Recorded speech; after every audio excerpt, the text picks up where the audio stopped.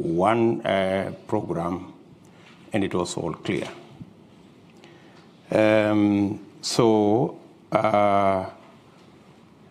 There were no dockets that were given to me. I didn't appoint no minister anywhere. Everybody was appointed by the President of Kenya. And the difference, maybe you could ask, is between our first term and our second term. In our first term, granted, I played my role as Deputy President. The President assigned me many responsibilities, which I discharged with distinction from where I sit. And that is why, in our first term, we rolled out our plan to build the standard gauge railway. We have built 700 kilometers. I was part and parcel of the entire delivery plan. We set out to build 10,000 kilometers of tarmac road in Kenya. By June this year, in 3 months or so, we will have actually done 11,000 kilometers. I sat long hours with officials in government to design how that was going to happen. Same case to our TVET program. Same case to all the other programs that we delivered on our first term.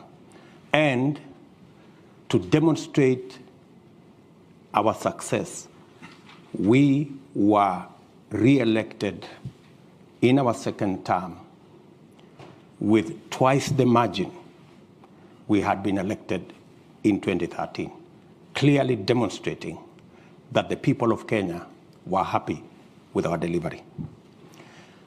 Unfortunately, in our second term, because of the political dynamics that came into play, the President told me that he wanted to do things differently. And he didn't want what had become normal in Kenya, that this was Ruto. He wanted a Uhuru.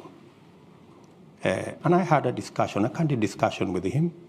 And when he told me that's what he wanted, and he wanted to run this government because he wanted his legacy alone as the fourth president of the Republic of Kenya, I was not fussy about it, because he decided that whatever I did in the first term to coordinate the government programs, work on assignments that would consolidate our plan, he decided that he wanted somebody else to do it.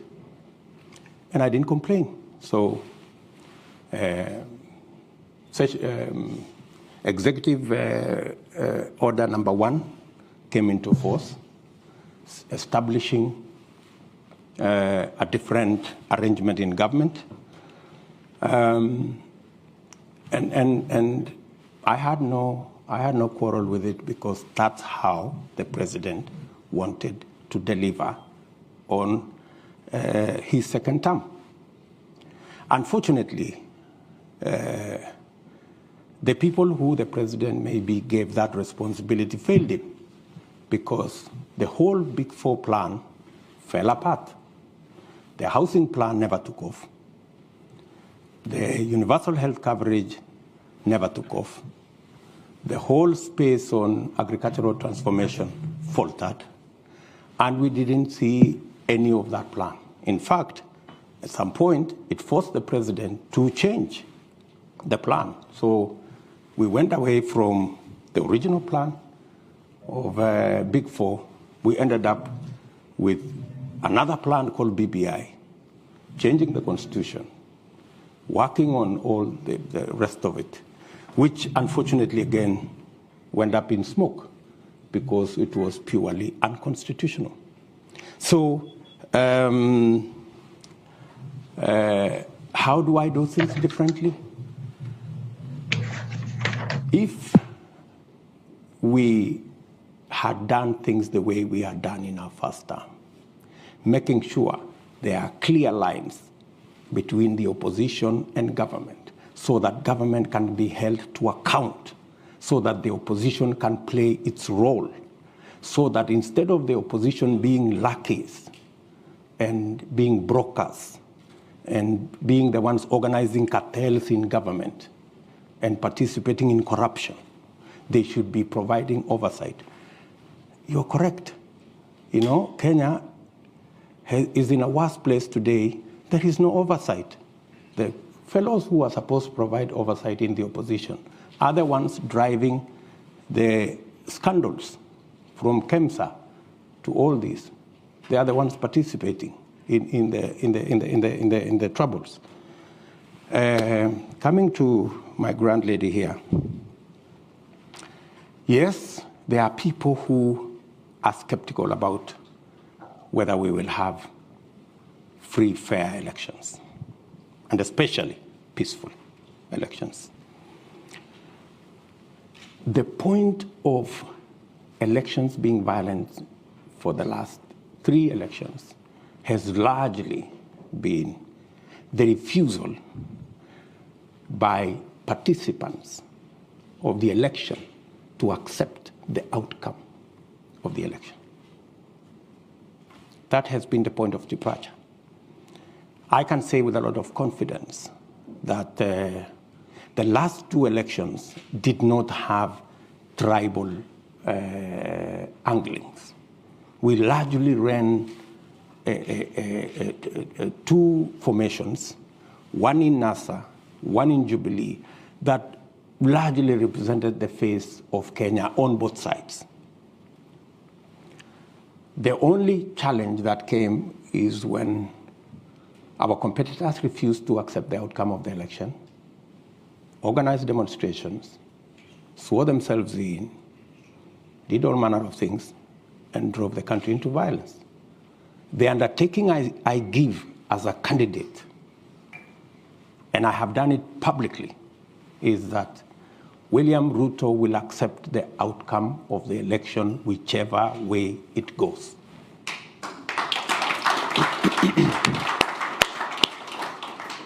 And I want all the other candidates to make the same commitment.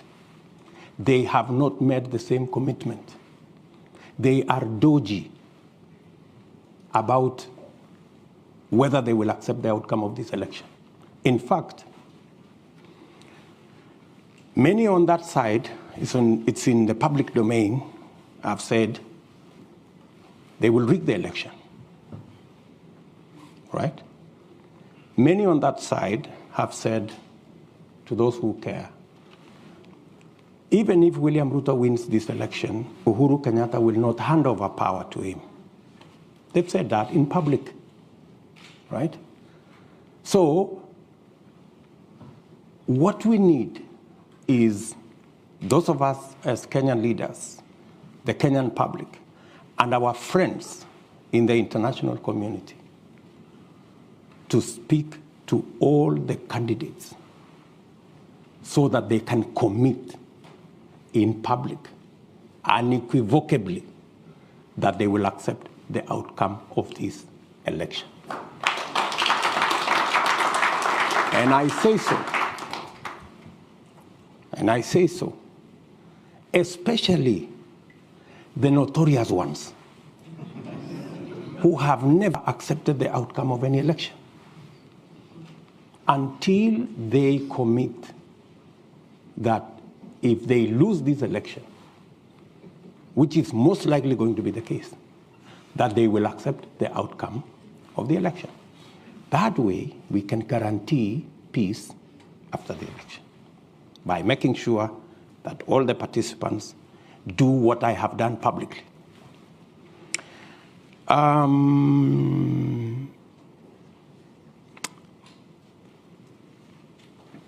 The gentleman has talked about the whole security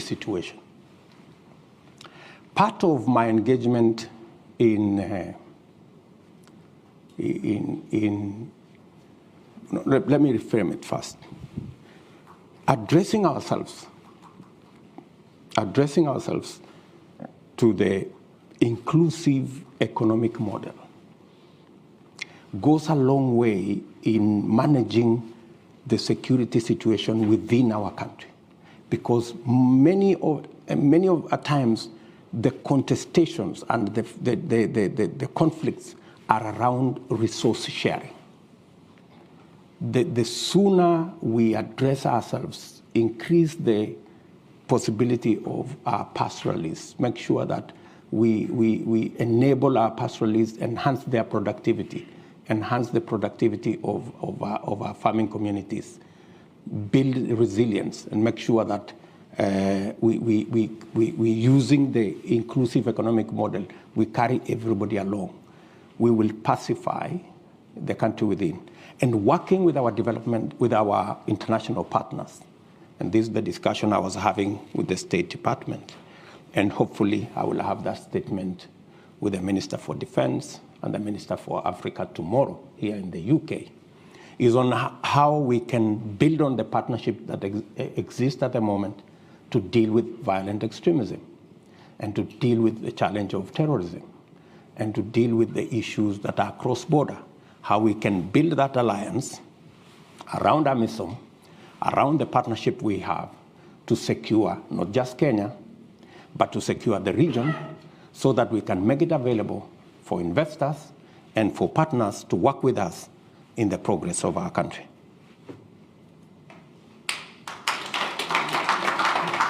So I'm going to take some of the questions coming in from the continent and beyond. So be patient, please. We've got way too many questions here to deal with in the short time we have, but I will also overrun 10 minutes today, and I will overrun next week by 10 minutes also, so we have equity. So first of all, we've got Mutoni Mwajere from Nairobi. If we can, if you'd like to ask your question live, please go ahead. Mutoni. Are you there? This is Mavani. Yeah, I'm here. Can you hear me? Yeah, please go ahead. We can hear you. This is Mavani Wanyaki. I had several questions, but I will respect Alex and ask one. How do you reconcile your stance as a defender of the Constitution today with the fact that you mobilized the no vote in the constitutional referendum of 2010? Thank you. Thank you, Mutoni. We also have a program here called our Common Futures Conversations. And so our next two questions will be from young members of that project. For your information, Deputy President, the Common Futures Conversations project at Chatham House is a centenary initiative. We celebrated our centenary in 2019 that uses a bespoke online platform to provide space for young people in Africa and Europe to share perspectives on key global issues and engage in policy makers. We've received many questions from them, and we've chosen two to ask their questions live to you. So first of all, I'd like to invite Salome Nzuku to ask the question. Salome, please go ahead. Thank you for the opportunity to ask this question. My name is Salome Nzuki. I am a founding member of the Common Futures Conversations community and also a Chatham House Youth Advisory panelist. Currently, I work at the Ministry of Foreign Affairs here in Kenya. Excellency Deputy President, how will you tackle violence against women, safeguard women's rights, and promote gender equality if elected as the 5th President of Kenya? Thank you. Thank you very much. And then the second question is from Daniel Orogo. Daniel, please go ahead. Hello, my name is Daniel Orogo. I am from Nairobi, Kenya. I am a member of the Chatham House Future Conversation program, and I am a panelist in the political governance. Your Excellency, the Deputy President, President Kenyatta has admitted severally in different platforms that there is nothing he can do to fight corruption. In fact, he has, in one occasion, thrown up his hands on air and says that there is nothing he can do. What do you want me to do? So as part of the presidency that you have been part of, I am interested to hear how you have seen in your campaigns that you do not really articulate about corruption. And I've heard your presentation about the fund, about institutionalization, But I admit that it is coming until late that you too have been dodgy about your agenda about fighting corruption. Is it by default? And if so, what is your pragmatic agenda in tackling corruption under your presidency if you will be elected? Thank you so much. Thank you, Daniel. And the final question is from Uredo Makoji, which is one about tourism, I believe. Uredo, please go ahead. No? No, Uredo? Okay. Maybe you answer those questions. Okay. Maybe let me start with Wanyeki. Let me tell Wanyeki, I am a Democrat. And when you are a Democrat, when you participate in a contest and you lose or win, you must accept the outcome of that contest. We went to a referendum. Yes, I mobilized the no vote because I had misgivings about sections, not the whole constitution, sections of that constitution. But when the people of Kenya decided that this is the constitution they want to have, as a Democrat, I had to accept that this now is our document. And I have every right to defend the current constitution because it is the constitution of the Republic of Kenya. And I am a Kenyan. It is a paradox that William Ruto, who had misgivings about sections of the Constitution, today is the defender of the Constitution against the people who pushed for the adoption of the Constitution, who today have become the biggest enemies of the same Constitution. They want to mutilate the same Constitution. And it has to take William Ruto to defend the Constitution of Kenya. Isn't it an irony? I think the people on the other side have more questions to answer than I do. Salome. I quite agree with Salome that we must be even. We are the losers when we exclude women from the leadership of our nation. We have seen the value of women leaders. We have seen the contributions that they make. I have nominated no less than 4 women who have gone ahead to win elections because they've been given a chance to serve. So the more women, the more we provide opportunity for women to participate in leadership, the better for everybody. And that's why, even in the BBI process, I was against getting women from elected positions and making them nominees, of people, their friends, their relatives, their girlfriends, and all the rest of it. We must continuously provide a platform for women to be elected, for them to participate in elective politics. What are we doing? As a party, for every elective post, women pay for nominations half what men pay, as a rule.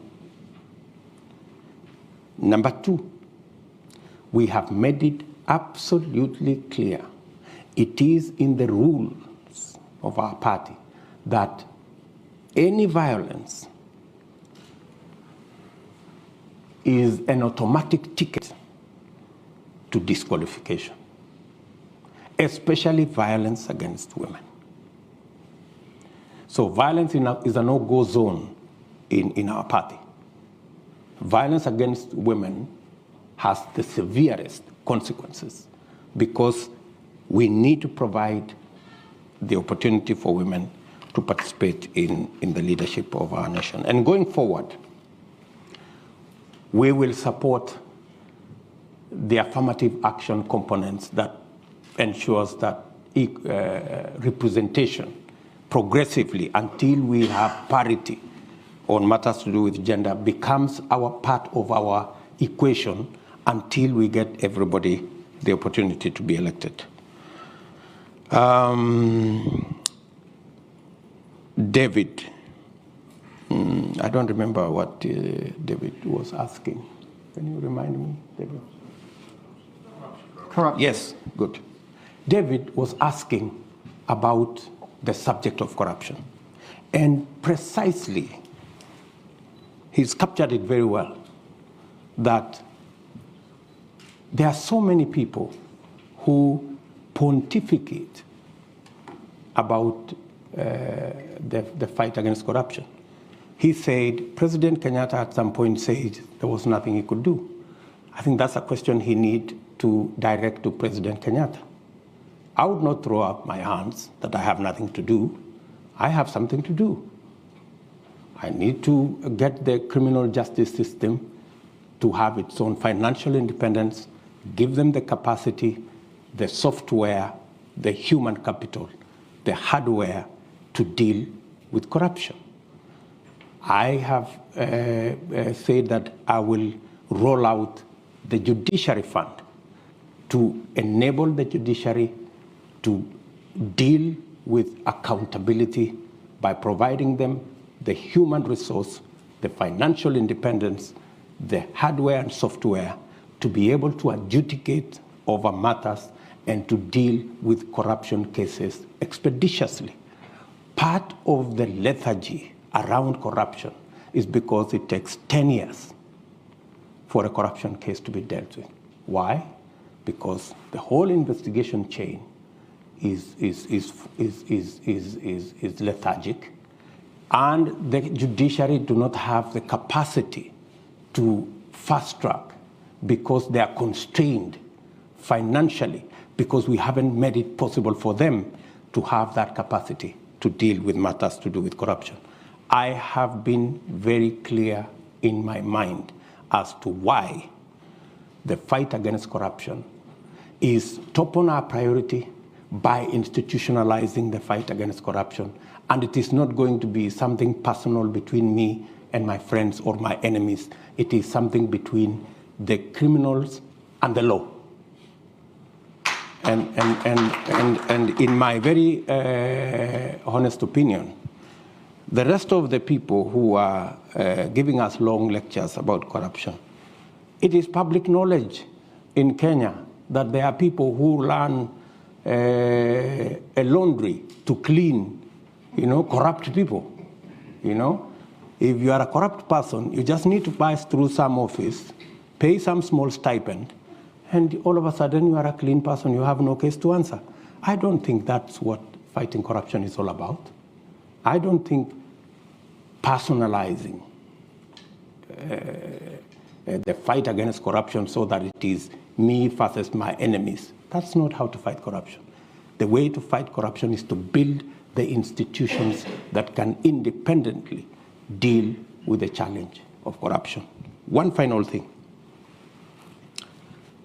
Willie Mutunga, our former Chief Justice, when he left office, he said the one thing that he was very happy about is that the telephone line never rang with a call from State House. In 4 years that he was Chief Justice, not one day, it never rang. And he was very proud of it, because that's how to keep the independence of institutions and to make sure that every institution does its job. And that's the essence of why the Constitution set up independent institutions to deal with weighty matters like oversight, accountability, and the whole criminal justice system. Okay, too many hands for the time we've got. Sir, you've had your hand up almost all the way through, so that might be that it's your lucky moment because it's such a strong arm, but you have to be quick, yeah? Just one question, sharp. Please go ahead. Thank you. The Deputy President, my question to you, and this is to be fair to your competitors, it's not that they don't have an agenda. They have a very potent agenda. And to quote Abraham Lincoln, when America was at the point of dissolution, made a very great speech about a house divided against itself cannot stand. And as a man of faith, are you saying the unity call by your competitors is not worthy, seeing that Kenya has been divided since independence and the presidency has been circulating amongst two tribes, and the unity call and the marginalization of Kenyans is not an agenda? You're saying it's an old story? I really want to hear what you would respond to that. Thank you. Thank you very much. The lady in the middle just here. Yes, please. It's coming. Yep. Your opportunity.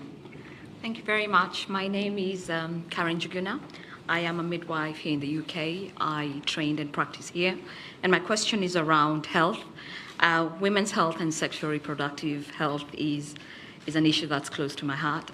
So I would like to ask, what are the plans for your government to tackle the high maternal mortality rate in Kenya? As you know, Africa as a whole, we contribute to 2/3 of maternal death in the world.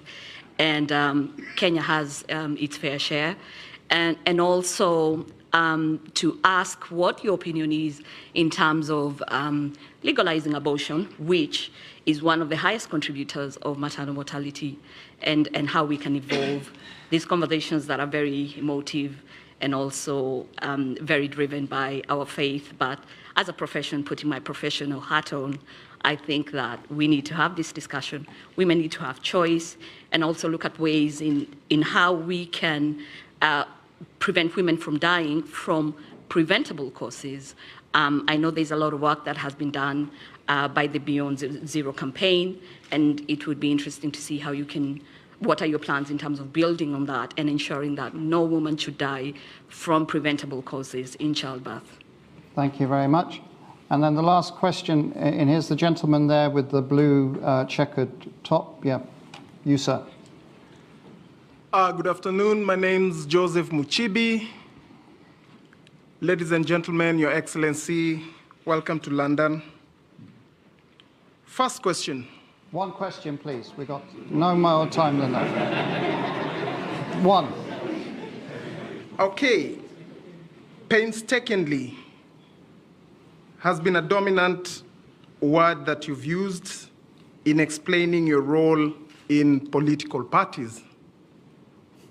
Again, painstakingly, you formed the UDA. Political parties, ideally, are supposed to be the forum upon which public participation is effected for real politics to make sense. I feel for you, and I really feel let down